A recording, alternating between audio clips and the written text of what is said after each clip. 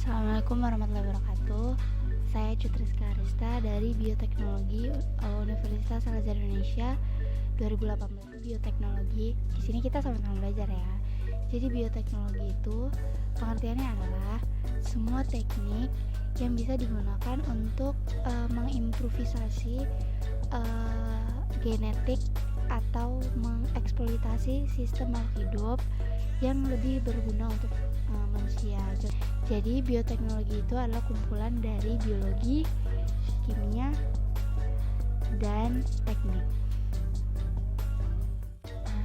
Bioteknologi itu apakah hal yang baru di dunia ini?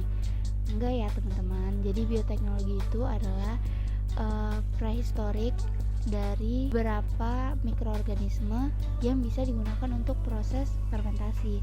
Kayak dari zaman dulu itu udah dipakai kayak wine, bir atau keju.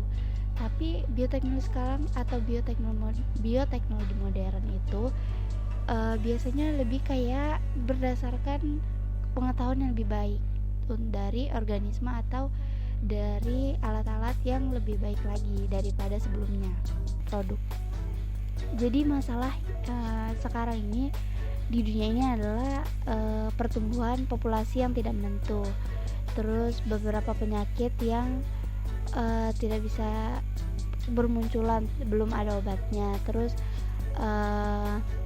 nggak punya lahan, yang ketiga itu nggak, terus malnutrition, jadi kekurangan nutrisi. Beberapa solusi, yaitu yang pertama adalah plant with higher yield atau productivity, jadi kayak terus resistant to disease, jadi tumbuhan yang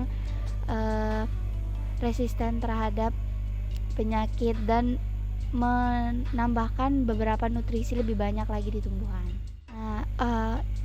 Karena membuat sesuatu perubahan genetik dari tumbuhan tersebut, berarti para peneliti harus membutuhkan beberapa alat-alat atau teknologi canggih untuk mengubah satu individu tanaman menjadi yang lebih baik.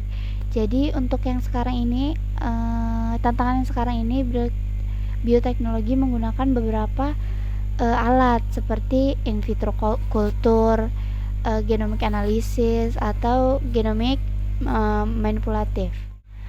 Nah, sekarang in vitro culture. Jadi in vitro culture itu mengambil beberapa sel tumbuhan yang memiliki totipotensi. Nah, totipotensi ini adalah potensial yang spesial dari tipe sel tersebut. Nah, terus kenapa in vitro itu digunakan? Karena in vitro itu bisa mengontrol kondisi dari cara pertumbuhan tanaman tersebut, kayak dia bisa temperatur sama cahayanya bisa diatur, kultur medianya bisa diatur, dan lain-lain lagi. Nah, biotechnological production of material, bioteknologi ini bisa memproduksi beberapa pertumbuhan. Nah, kemudian ini genomic analysis. Genomic analysis itu biasanya mensekuen dari genomik manusia, terus mendeteksi adanya penyakit di manusia tersebut. Jadi beberapa tanaman itu sudah mempunyai genomic sequence-nya sendiri. Nah, genomic sequence itu bisa mengidentifikasi sifat yang menarik setiap dari individu, seperti kayak resisten terhadap serangga, resisten terhadap penyakit, jadi menghasilkan nilai-nilai nutrisi yang lebih atau increase post harvest value itu. Jadi beberapa peneliti sudah menemukan solusinya. Salah satunya adalah pepaya yang resisten terhadap virus, ada golden rice, ada juga drug tolerant di jagung, sama di increase in vitamin A di pisang. Jadi ada beberapa perbaikan yang harus berlanjut yang sangat penting dilakukan.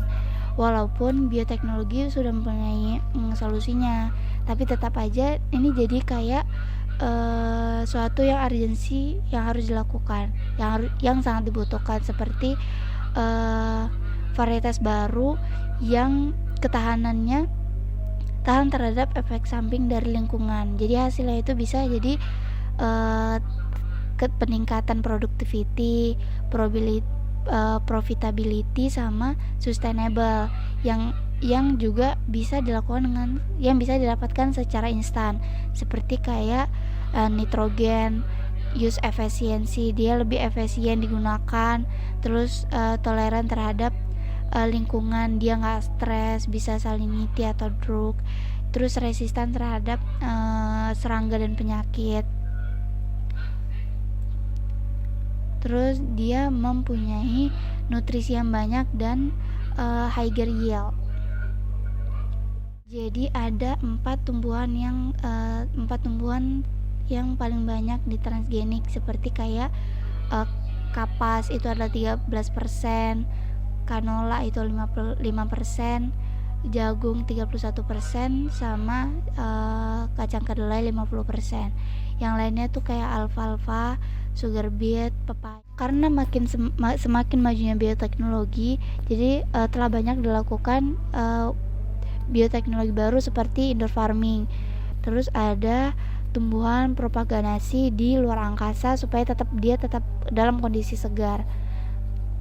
Kultur alga di on desert, jadi kayak kaca-kaca gitu. Ini contohnya.